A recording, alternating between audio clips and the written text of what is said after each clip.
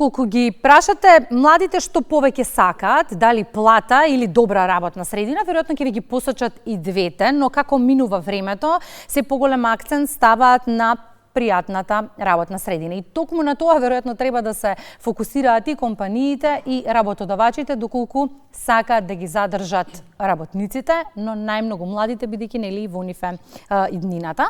Токму ова е темата на која што ќе биде ставен фокусот на форумот на добри компании, кој што на 8 мај ќе се одржи во Скопје. Каква ќе биде програмата, што се ќе се случува, кои се ќе бидат панелисти, дознаваме од нашиот гостин. Велам добро утро за Небојша Илиевски, програмски директор на форумот на добри компании. Добре ни дојдовте. Добро утро, добро ден. Кажав во најавата, младите сакаат и добра плата, но и добра и пријатна работна средина. Каков е впечатокот? Ја имаме ли во моментов? Ја приметам дека вие овде ја имате. Ја имаме, да. Значи, прекрасна атмосфера, убава комуникација помеѓу вас и колегите и покрај тоа што сериозни теми кажувате, нели, само што ги слушнатме вестите. Младите се тука да ни укажат на она што можеби веќе го знаеме, дека токму таа работна атмосфера е нешто што не води, значи дали ќе ни се враќаат ноците во понеделникот или ќе сакаме да отидеме на работа, прашањето кој треба да се погрижи за тоа. Младите се гласни да кажат што им е приоритетот и таа генерација Z фамозна, која се млади родени од 1997 до 2012 година, како што гледаме во Србија, имат свои барања, имат своја конзистентност, имат свој авторитет, така да кажем. И многу се конгруентни во тоа што го бараат. Се поставува прашањето како системот во кој што тие ќе влезат, например работната средина, фирмата, ќе изреагира на тоа нешто. И овој форум е наменет токму за тоа. Форумот е ориентиран кон работникот. Младите се само еден представник, да кажам, од плејадата работна сила, као сегментирани групи, да така да кажем, за кои што се работи всушност. Прашањето е што компаниите може да направат, средината да ја направат онаква за да биде пријатна за вработените, затоа што до сега, ако разговаравме за таков вид на вредности, за културата во компаниите, најчесто зборувавме за некое зборче кое што се одразува во мисијата на компанијата. Значи, некоја споредна вредност, да кажем. А денеска станува се појасно дека тоа е алатка за поголема продуктивност и за задржување на работниците. И токму културата на работното место ќе биде тема во фокусот на форумот на добри компании. Споменав, се одржува на 8 мај. Многу интересно програмски организирани и многу добри панелисти има. Сега ќе ни кажете вие што се ќе може да се слушне на него и кој се ќе биде присутен. Да, точно имаме интересни панелисти кои што се во функција на наративот што сакаме да го пренесеме. Прво да кажам дека во публиката, овде во Holiday Inn во Скопје, значи ќе бидат C-level менеджерите на HR департмент, одделите на компаниите, исто така и менеджерите во продукцијските одели. Но исто така настанот е хибриден, ќе се пренесува во 5 балкански земји. Мислим ќе се пренесува секаде, али очекуваме голема посетеност од Босна, Србија, Албанија, Косово и секако од Македонија. Имаме интересни гости затоа што, знаете, кога зборуваме за културата, обично културата има, ми кажавте вчера имал джез оркестарот имал одличен настап. Натаму ни оди паметот. Културата во компанијата всушност значи каков е квалитетот на односите помеѓу луѓето кои што работат таму. Односно, ако ја и вие сме, сега сме јас и вие еден систем овде со две глави додуша.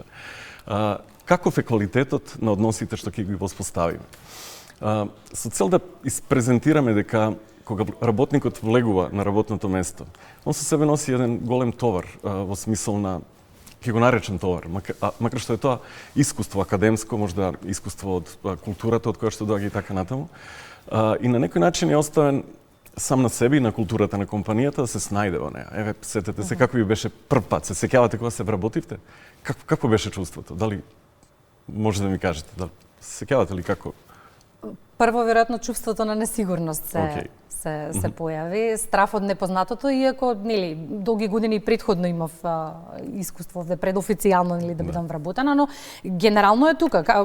Дали ќе бидам прифатена во средината, како ќе можам да комуницирам со колегите, дали ќе знам доволно добро да одговорам на сите задачи. Тоа се веројатно прашањата кои што се најчесто. Така е, значи со тоа се соочува, претпоставам секој што за прв пат се вработува и прашањето е кој ќе ме пречека, дали има некој што ќе ми се најде или тоа ќе биде снајди се, велат дека најтешкото на новото работно место е некој да ти каже што треба да работиш. Така, да. Се обидуваме да пренесеме информација дека овој товар, а особено пред работниците кои што се, например, долго невработени, например, жени жртви на насилство кои имале пауза во својата работа, или лица кои никогаш не биле вработени, например, лица со посебни потреби. За нив кај нив е нагласена потребата некој да се погрижи за нив. Програмата која што во Македонија се разви Public заедно со GIZ, GIS, сега се применува секаде во 5 земји во Балканот. Се вика социјално менторство и преку обучени социјални работници и психолози, ова методологија ги подготвува работниците за соодветен влез на работното место.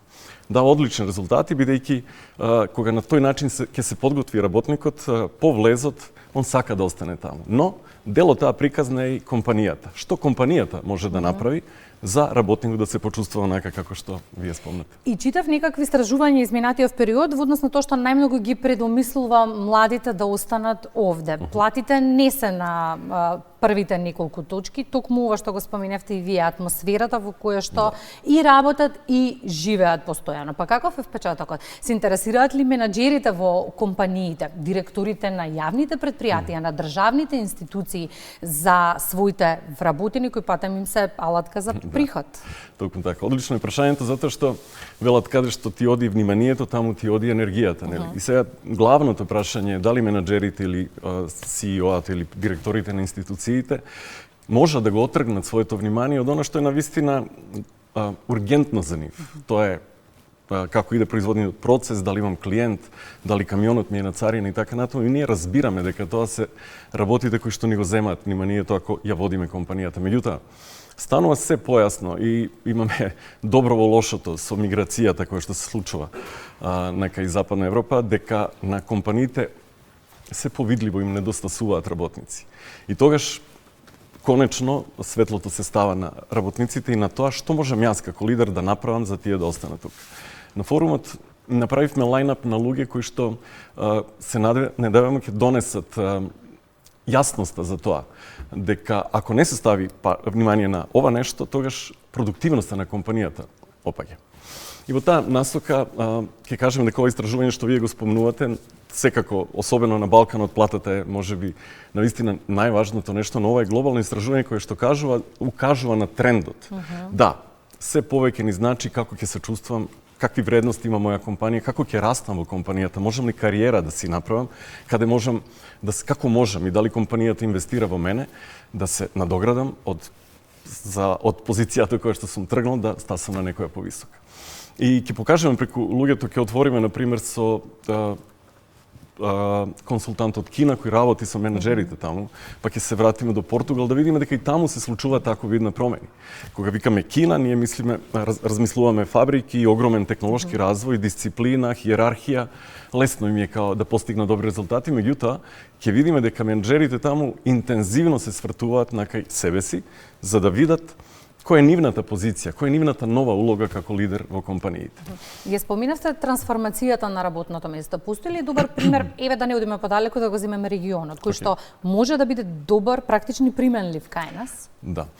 Имаме панел на кој што ќе присуствуваат луѓето од Србија, Словенија и нашата сонародничка која живее во Данска, работи во Пандора. The Jewelry Store знаат младите. И, например, почнавме со младите. Компанија од Србија која што ќе ни се придружи на панелот, има многу интересен пристап кон младите. Нивниот директор вели, видовме дека бараат луѓето нешто друго. Постоеше јаз помеѓу луѓето кои што веќе постоја во фирмите, кои што се на оваа возраст, например моја, и онда влегува млад дечко кој бара многу, а у принцип го гледаш дека па уште ги нема совладано. И сега што да направиме со тоа? Дали да се повлечеме, дали да го избркаме, дали или да слушнеме, да го нагласиме нашиот капацитет да слушаме и да слушнеме што е тоа што можеме да направиме. Тие, например, направија една интересна апликација преку која сега комуницираат во фирмата. И апликацијата праќа едукативни, информативни пораки и тие се интерактивни, али се кратки и се многу јасни. И нема тука многу попување, има оперативни задачи и има промовирање на целите и на културата каква што некој ја посакува и дава одлични резултати. Тоа би сакале да го слушнеме. И верувам дека со разговорот еден менаџер да заинтригиравме, сме направиле успех, но промените на работното место не се нешто што може да се случат сега и веднаш, но од некаде мора да се почне. Што е она што, да речеме, како прв чекор може да го направи секоја компанија за својот работник? Одлично прашање.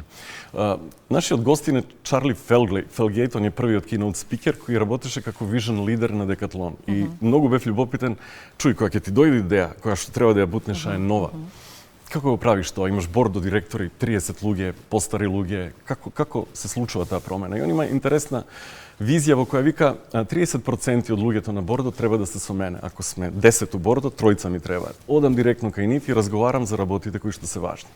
На прашањето што компанијата може да направи, прво и најважното нешто е менаџерот да освести дека ова станува алатка. Тоа дали ќе инвестирам во културата, во компанијата, дали ќе инвестирам во како комуницираме внатре, дали ќе инвестирам во личните капацитети на луѓето во личните капацитети на пример, ако имам фидбек, да ти дадам како тоа го правам. Токму тоа ќе ја направи круцијалната разлика. Ние присуствуваме во многу фирми во регионот преку програмата што ја спомнав и морам да признам дека менеџерите се скептични кога влегуваме. Меѓутоа добрата работа во ова е што ГИЗ, нашиот партнер во ова, се потруди да тоа биде бесплатно за фирмите. Тоа го прават и во Белгија, например, од Брисел ќе имаме представник од институција која кажува дека на ист начин ги поддржуваат филмите, само што државата таму дава 70%, а компанијата 30% за да инвестираат токму во вакви процеси во фирмата.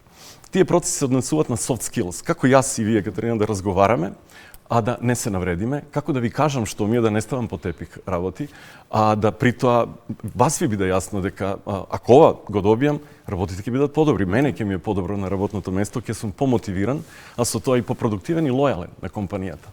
Првото нешто во одговор на нашето прашање што компаниите треба да го направат, менаџерот треба да види дека новата улога на лидерот и менаџерот се состои од уште еден огромен сегмент, многу важен сегмент, а тоа е внимание на тоа како сме во компанијата. Очекувате ли таа промена да ја направи форумот? Суштината на одржувањето претпоставуваме токму промената која ни е потребна на сите. Да. Стално велиме дека ако сакаме да израсте роза, семче треба да посееме.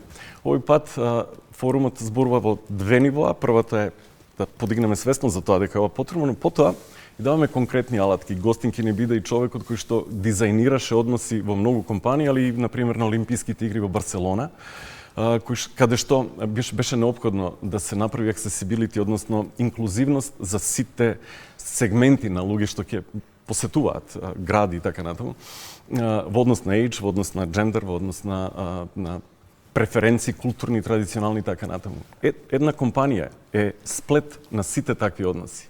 Дефинитивно сметам дека ако ништо друго ќе укажеме на тоа што е можно преку конкретни чекори. Јас се надевам на позитивни промени, а истите ќе ги дискутираме, па бога ми е гласно во периодот кој што следува. Благодарам за гостувањето, убав помен на форумот. Сигурна сум дека ќе биде успешен. Благодарам многу на поканата. Неслучајно отворивме оваа тема. Зошто? Бидејќи ако не мислиме на културата на работното место, тогаш треба да се загрижиме кој ќе остане да ни работи во државата. Учеството на младите на пазарот на трудот се намалува глобално, особено во земјите со ниски приходи. Каква е состојбата? Кај нас го прашувам колегата Мартин Николовски, па и неговата соговорничка. Мартин, кој е одговорот на ова прашање? Каква е состојбата кај нас?